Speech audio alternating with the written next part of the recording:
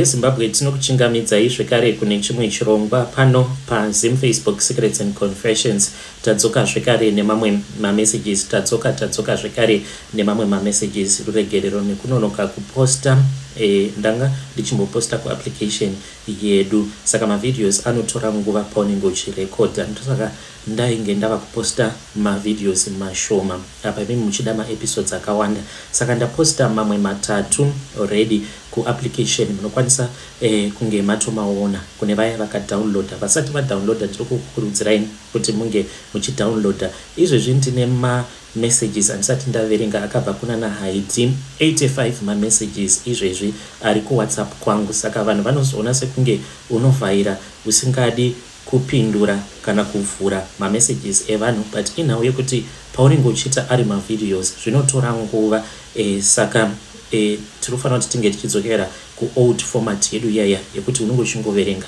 nyaya dzevanhu kunyange chiso chako chisingabudi. Saka tichange tichizoposta kuapp zvekare nepanapa paYouTube, so munokwanisa kudownloada yenyu application. Rekedzaiti patapinda mumamessages edu atadzoka takakubatirai. Hanzi mukomanashi makadii mose nedare, ndinokumbirawo kuti munge muchiposta nyaya yangu, asi pamuchange mava kuposta apa ndinokumbirawo kuti munge makavigawo chitupa changu. Mukoma inini ndiri muteereri wechirongwa chenyu, saka zuva nezuva ndinonzwa nyaya dzakasiyana siyana dziri kuuya nevamwe pano, saka ndakaona kuti inyaya dzechokwadi dzine dzidziso. Nhasi ndasarudza kuuyawo nenyaya yangu inongova iri nyaya ine chenjedzo kumhuri yeZimbabwe. Ndakanzwa mumwe achibvunza kuti manjuzu kuromba here? Inini ndinoti hongu kuromba mukoma, nekuti inini ndini mumwe wevanhu vakatanga zvemanjuzu kare zvisati zvava nemukurumbira zvava kuitika mazuva ano. Mukoma yangu haisi confession but zisecret rangu randakachengeta. Ndava ne4 years ndiri mudambudziko iri, but ndashayiwa kwekuturira kuti ndiuye ndiri Haidi. Kuhama dzangu hakuna ani zvake anoziva secret yangu iyi. Irini ndiri mukadzi ane makore 53 years ekuberekwa. Ndinogara muno muJoni muPretoria.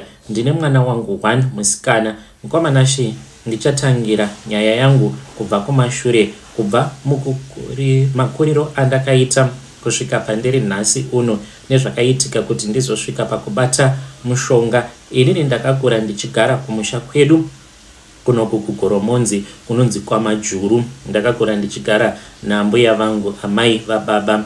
Chakaita kuti ndinge ndichikurira kumusha kwaamai vangu nyaya yekuti baba vangu vainge vakatiza amai vangu vakanochonera kuZambia, havana kana kuzoda kudzoka kumusha. Pandainzwa history yacho zvinonzi baba vangu vainge vakaroora mutonga ikoko kuZambia. Ndinofunga ndiye chete akazondisundira mhepo nekuti aisada kuti amai vangu nababa vasazoonana zvachose, nekuti chakandishamisa mukoma ndechekuti mai vangu havana kutsungirira kundichengeta sezvinoita mamwe madzimai. Vakabva vatanga kutsvaka mabasa ekutengesa mumabha. Inini vakabva vatotiendesa kumusha kwababa vangu kuGoromonzi. By that time ndainge ndiine 7 years. Ndainge ndisati ndava kunyatsokuziva zvakawanda hangu. Ndaifunga kuti baba vangu naamai vangu vachadzokerana totanga upenyu tiri tose, asi ndiko kwakava kuparara kwemba yavo. Handina kuzombobvira ndakavaona mumwe nemumwe ainge ava kuzviitira upenyu hwake. Vese vari vaviri havana kufunga kuti vainge vakabereka mwana. Ndainge ndava kurarama senherera isina vabereki, asi vangu vose vabereki vainge varipo. Ndakaguma ndazvijairira, ndainge ndatojaira nhamo yangu. Amai vangu ndivo vaimbouya kana vachinge vada, asi baba vangu handina kuvaona zvachose kusvika nanhasi uno. Ndakazokura nambuya vangu vainge vari munhu uya ainamata, saka ndivo vaigara vachindidzora nekundiverengera Bible vachinditi upenyu unoda kunamata. Ndaizama kunamata asi ndaitadza dzimwe nguva nendangariro. Ndaisvika pakuzvibvunza ndoga mukoma kuti yaiva mhosva yangu here kuzvarwa pano panyika. Ambuya vangu vainge vakura vakazotadza kuti ndipedze chikoro. Handina kuzopedzisa chikoro, ndakagumira form 2 nenyaya yekuti ndainge ndava kushayirwa mari yeschool fees. Ndainge ndava kuita basa rekutengesa, saka madomasi ndaibva nawo kuGoromonzi ndoenda kuRuwa, ndiko kwandaipota ndichitengesera. Ndainge ndava nekamusika kangu, saka ndakazoitawo boyfriend yangu ainge ari kombi driver. Takabva tachizotanga kudanana kusvika tazoroorana, but mumba umu handina kumugara nekuti murume ainge andiroora, aiva ehumanizer, aida vakadzi. Ndaigara ndichirohwa, saka ndakazongoguma ndasiya imba yacho ndoga. Ndakatsvaka basa muHarare reChimadhumbe semunhu ainge ava nemwana, saka ndakashanda Chimadhumbe ndichitounganidza mari yangu ndiine pfungwa dzekuda kuzohodha hembe ndichitengesa. Saka ndakaunganidza kamari kangu ndikabva ndasiya basa ndava kuita zvekuhodha hembe dziya dzemabhero ndichitengesa. Ndainge ndava kutoita mari, saka ndakazowana mumwe musikana wandainge ndava kunamata naye. By that time ndainge ndava netumari, ndainge ndava kugarawo kuHighfields. Saka musikana uyu akabva anditi iye ainge achiita zvechirana, anotumira zvinhu kubva kuSouth Africa, akandiudza mafair prices. Ndakabva ndati ndawana mukoto wehembe, saka ndakati kana ndichinge ndava kuenda unondipa mari. Saka paainge ava kuenda ndakamupa mari yaisvika iyo 15,000 rands. Mazuva iwawo yainge ichiri mari. Musikana uyu akabva atodzima foni yake, handina kuzombobvira ndakamuona up to now. Saka kubva pandakavharwa mari iyi nemunhu wekuchechi, ndakabva ndatovenga zvekuenda kumachechi, plus ndainge ndadzoserwa kumashure. Saka zvakazoitika ndainge ndiina bhururu wangu wandakadzidza naye paGoromonzi. Hai, takatanga tose maform 1, asi inini ndakazosiyira chikoro panzira nekuda kwezvikonzero. Iye akaenderera mberi nechikoro, zita rake ndichamuti Clara zvanhasi chete. Ndakasangana naClara muHarare, zviya zvekungosangana muChicken Inn.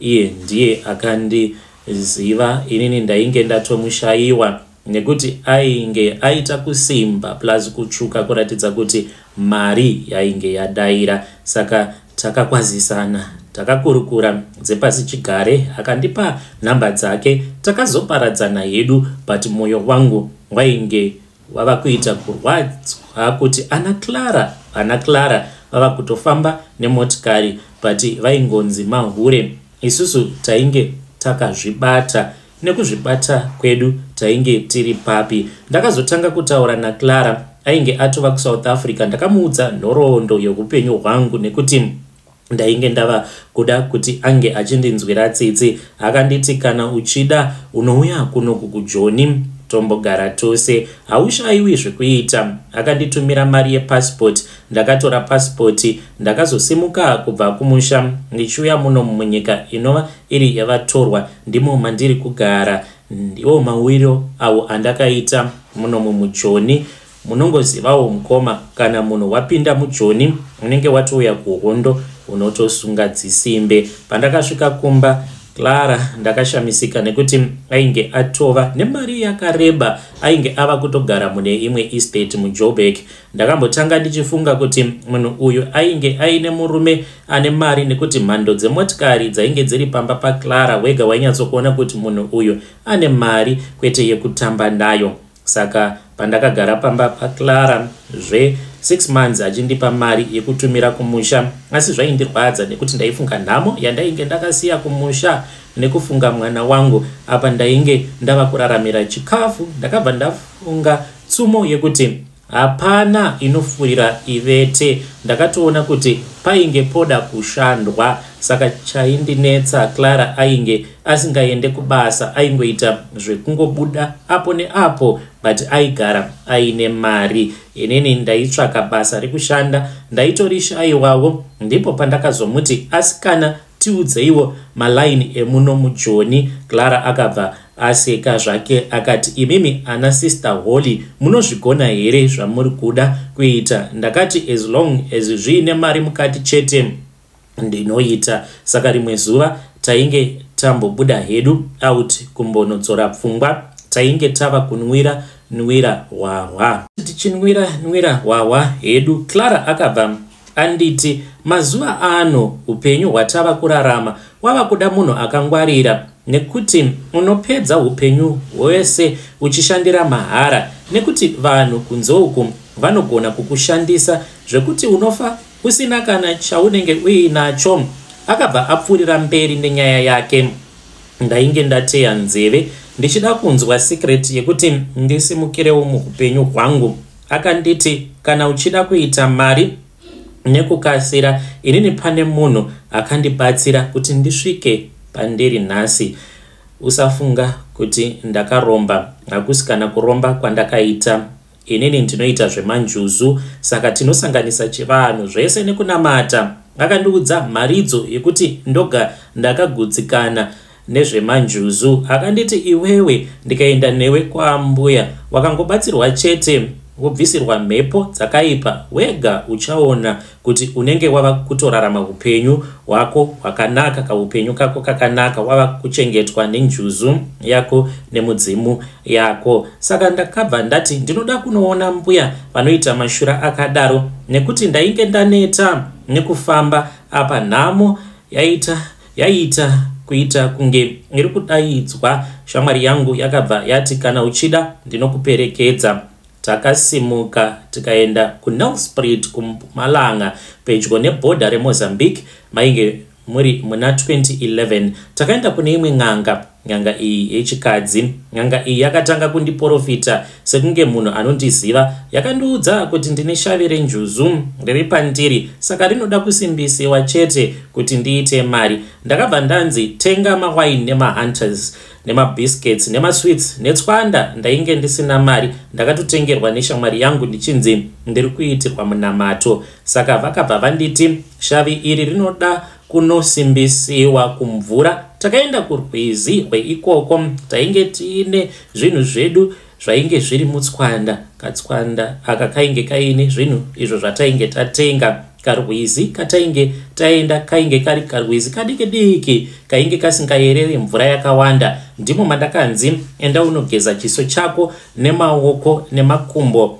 panzvimbo yandakagezera pakadirwa mawaini, pakamwaiwa masweets nemabiscuits. Ndakabva ndanzi tora mvura yemurwizi uende nayo, unofanira kugara nayo, hatifanire kupera, haifanire kupera, asi unopota uchigeza nayo. Saka ndainge ndava kuti pandinenge ndava kuda kugeza ndaingoisa kadrop kemvura mubhaketi, zviya zvinoitwa munamato yemapostori. Saka kubva pandakadzoka kwaambuya ava ndakatanga kuona change mulife mangu. Ndainge ndava kuti kana ndikaenda pamall ndichitsvaka something ndainge ndava kunyengwa nembinga chete. Saka zvakatanga kundinetsa. Ndipo pandakadzokera kuna Clara ndikamuudza kuti ndizvo zvandainge ndava kusangana nazvo mulife mangu, nekuti ndainge ndava kutya kuti ndaigona kuzochekereswa nembinga idzi. Saka akabva anditi welcome to Manjuzu family, kwete zvako zvekuswera uchitamburira mari yekuti mwana anoenda kuchikoro. Akabva anditi uri kuona motikari dzose idzi ndakatengerwa nezvikomba zvangu, hapana mwana weManjuzu anotambura. Clara akafarisa. Akabva andiudza imwe secret yake kuti ainge akaroorwa ka3 muno mumujoni zvisingazivikanwi nevabereki vake, achidya mari yake ega yeroora neshamwari dzake. Ndakamboti ndoga dhuu kufunga, mwoyo wangu wakanditi regera, asi pfungwa dzaibva dzandirangaridza nhamo yandainge ndasiya kumusha. Ndakabva ndazvipira kuti chauya chinoona inini. Ndakatanga kushandisa kugeza nemvura iyi. Ganda rangu rakabva rachizotanga kuchinja kuita kupenya kutsvukira. Shavi rechihure rakabva rachizondibata panguva yacho iyoyo nekuda kwemvura yandainge ndichishandisa. Mbinga dzakatanga kunditsoma. Ndainge ndava kuita mari mukoma. Pari zvino ndava nemari yakawanda nemaprofits andiri kungotengerwa nezvikomba, nekuti zvandinoita mukoma ndezvekuti mbinga yandinenge ndadanana nayo inofanira kutonditengera mota kana imba kuZimbabwe kana muno muJoni, zvichienderana kuti mbinga yacho yandabata ndeye kunyika kupi. Asi kunyangwe ndava nemari ndakazotanga kusangana nematambudziko. Chakatanga kundinetsa mukoma ndechekuti murume wose wandagara naye aibva afa. Pese pandangoda kuroorwa murume iyeye aibva afa obva andisiyira mari yose inenge yatova yangu. Kubva muna 2021 izvezvi ndakaroorwa ka2, asi varume vose vanongofa vasina kana kumborwara. Mumwe wacho akatofa tabva kudya bota kuma 2 am akamuka akafa. Saka pandakaona kuti zvinhu izvi zvava kuitika zvisi normal, ndipo pandakabva ndafamba. Asi pakufamba kwandainge ndichiita, mistake yandakaita mukoma ndeyekuti handina kudzokera kuna ambuya vaya vakandibatsira. Pakutanga ndakaenda kumapostori ndava kuwanda Clara naambuya vaya, ndipo pakafira tsoro dzangu. Iye zvino zvimukomanashi kumba hakusi kugarika. Ndava kuita upenyu hwekugara mubhaa nekurara mumotikari, nekuti ndava kuvingwa nevarume 10 vose vanovata neni zvekuti vanotondisiya ndakafenta. Varume ava handisi kana kumbovaziva kuti ndevapi. Saka ndambozama kufamba asi hapana kana chiri kufamba. Saka ndava kutoona sekunge zvemishonga zvinokasira kudarika, uye zvekare munamato, nekuti pandakaenda kunoromba within 3 months ndainge ndava nemota yangu personal. Komanashi ndiyo nyaya yangu yandauya nayo. Ndiri kutsvaka rubatsiro nekuti handisi kuda kuti zvakandiwira zvidzoke kumwana wangu. Mari ndinayo yakawanda asi handina weropa rangu wandachekeresa. Asi dambudziko iri riri kutambudza ropa rangu ndere varume vari kuuya vasina kupfeka, vanondibata chibharo ivo vari 10 kudaro. Saka ndakatombotaura naClara, ainge anditi ngatidzokerei kwatakabatsirwa, nekuti naiye ava kusangana nezvinotyisa kumba kwake. Ari kuti akasirwa nyoka neimwe mbinga yainge akabata kuCape Town. Saka pari zvino tine urongwa hwekudzokera kwagogo. Handizivi kuti tinovawana variko here uye vari vapenyu here. Saka ndichadzoka nenyaya yangu ndichikuudzai kuti zvakafamba sei pandichaenda kwagogo. Hey, muri yeZimbabwe, ndo message iyo yandakatumidzirwa ichibva kuna vanzvadzi vedu. Zvakangooma hazvo vedu we. Hanzi Clara atori nenyoka iyo yaakasirwa nembinga yake. Akomanaka zvakangooma hazvo vedu we.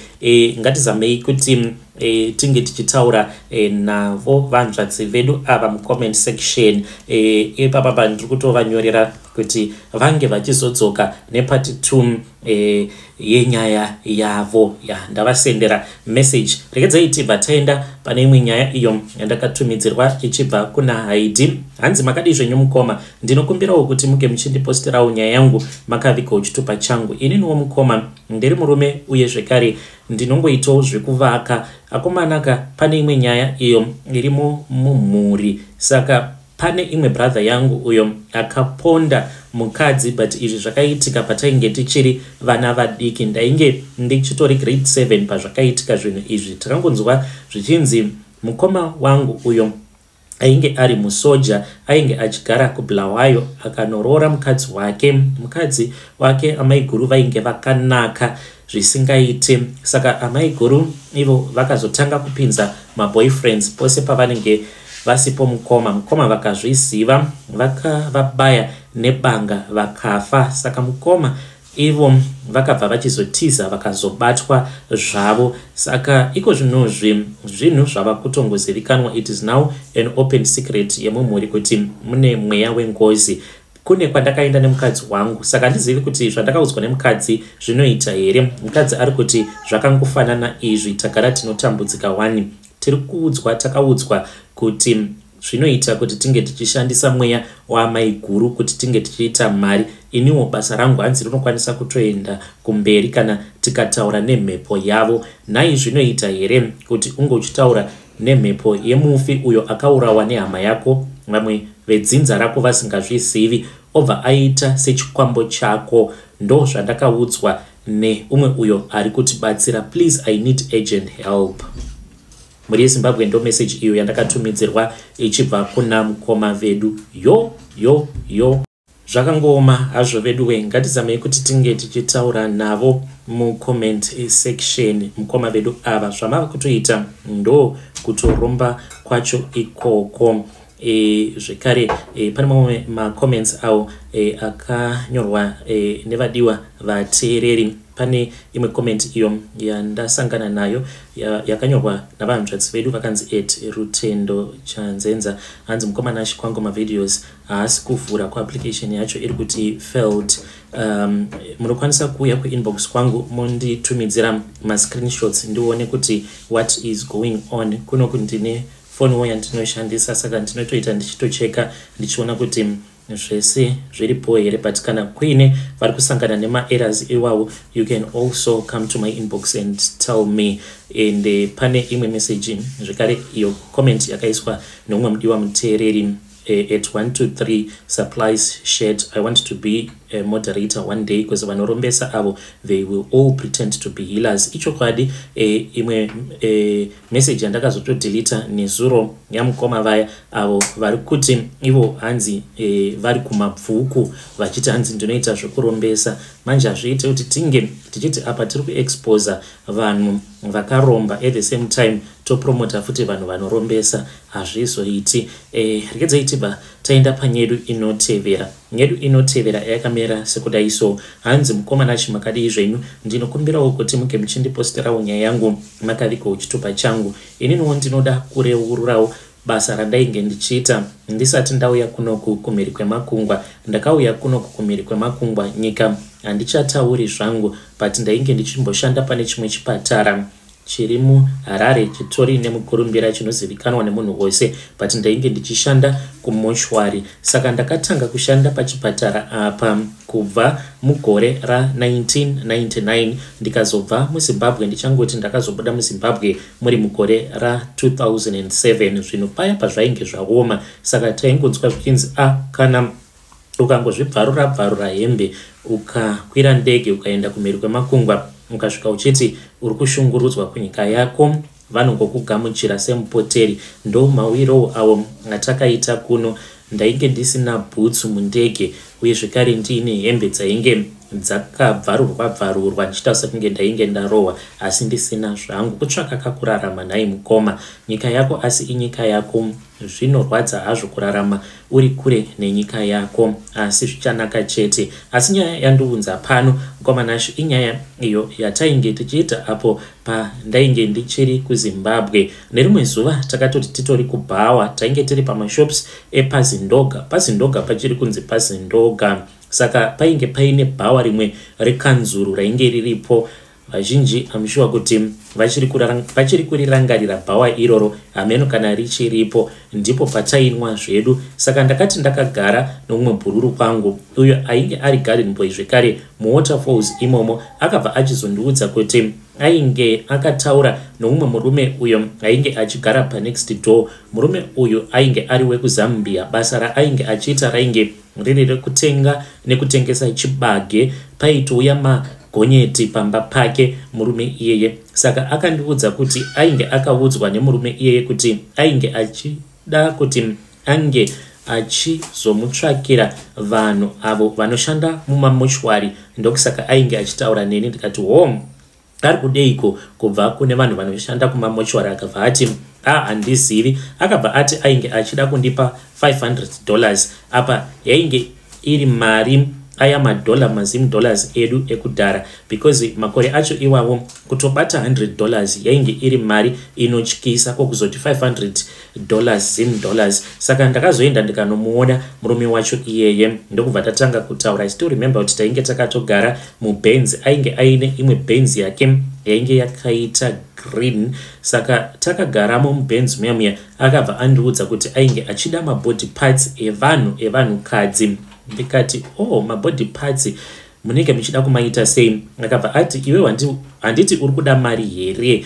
Ndikabva ndamuti hongu. Akanditi unoshanda nani waunovimba naye. Ndikabva ndamuudza umwe murume wandainge ndichishanda naye uyo wandainge ndichivimba naye, akabva ati saka ndichazokupai 1500, zvichireva kuti imwe 500 ndiyangu, imwe 500 yainge iri yabhururu, then imwe 500 ndiyo yataizoshandisa imwe kupa masecurity pagate kuti patinobuda tinongobuda, uye zvekare mamwe maparts acho tainge tava kutopota tichitobatisa masecurity. Saka paakazondiudza maparts avainge vachida, iyi ndakatomboramba because akanditi munovacheka kumagadziko uku ndiko kwandinoda, munovacheka magadziko avo vari vanhukadzi chete, the bigger the better.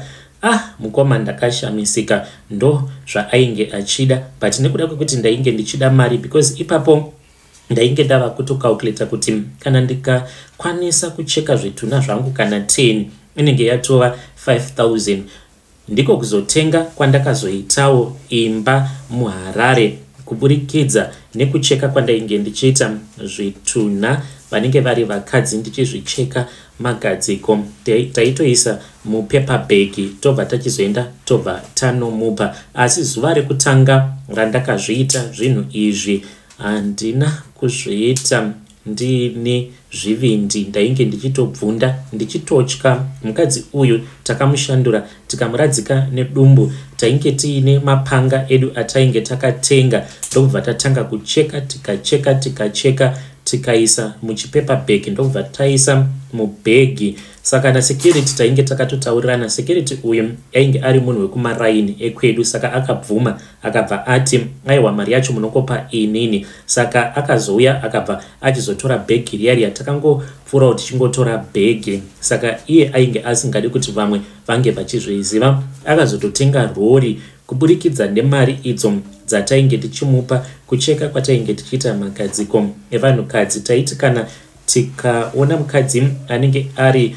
dhafudhunda, vaya vanenge vaine mahombe, taipiwa kana 800 kana tavacheka. Vamwe vaya vanenge vari maslender ndo pataingopiwa ma$500 $. Ndo zvandainge ndichiita izvo pandainge ndiri kuZimbabwe. Ndikazouya hangu kunoku, but memories acho awo andichiri nawo. Mukoma, they are very painful to think of the things that I did. Saka taiwanzokuzocheka vanhu ava mushure mekunge dzimwe nguva vaitwa body viewing nehama dzavo. Vamwe vataicheka, vamwe vaya vaizogara mumochwari kwenguva yakareba, vamwe avo vanenge vafira muma-accident, but takagumisidzira tatova nezvivindi zvekuti even before body viewing tinenge tatocheka. Ende ndinoda kuti Mwari vange vachindiregerera, nekuti nerimwe zuva mukadzi wangu akaita munamato apo patainge tava kupedzisa imba yedu. Saka tainge tichida kuisa ceiling. Makore acho iwawo imba yainge iine ceiling, dzimba dzainge dziine ceiling dzaitonzi ndo dzimba dzevanhu vane mari. Saka tainge tichida kuisa ceiling mumba medu. Mudzimai wangu akaita umwe munamato wakandityisa. Akaita munamato wekuti Ishe Jesu tenzi wangu Jesu Kristu, dai maita kuti vamwe vakadzi vane magadziko akakura vange vachifa chaizvo, kana 100 kana 1000 vafe panguva imwe chete, murume wangu ange achikwanisa kuwana mari tikwanise kupedzisa imba yedu. Ko takazomboigara here imba iyoyo? Ndo patakabva tachizoronga hedu kuti tinge tichiuya kunoku. Kuti ngozi dziriko nhai mukoma, kana kuti inhau yekuti ndainge ndichishandira munhu akaromba, ndokusaka ndisina kumbogara ndakaona chipoko. Ndinotochamisika ini ndichitonzwa vamwe vanhu vachiti zvipoko nezvatainge tichiita zvituna. Ameno zvimwe kuda murume iyeye kwacho kwaainge akaromba, vanhu vacho vainge vakamurombesa zvine simba, because handisati ndakamboona chipoko, uye kunyangwe pandakauya kuno handisati futi ndakamboona chipoko. Ndiyo nyaya yangu yandiinayo mukoma. Ndine nyaya dzakati wandei dzandinokwanisa kuzokuudzai. Muri yeZimbabwe ndo message iyo yandakatumidzirwa ichibva kuna mukoma vedu avo zvakangooma hazvo vedu we. Hanzi mudzimai wavo aitoita munamato, aita munamato wekuti dai Mwari vakadzi vaya vanenge vaine mahombe dai vafa vakawanda tikwanise kupedzisa imba yedu. Zvakangooma ngazvo vedu kuita munamato wakadaro here nhaye akomana, asi ngatizamei kuti tinge tichitaura navo mucomment section mukoma vedu ava. Ngatisanganei zvekare mune zvimwe zvirongwa zvinotevera, uye zvekare just watch out for our application. Ndichaposta maepisodes akati one day ikoko.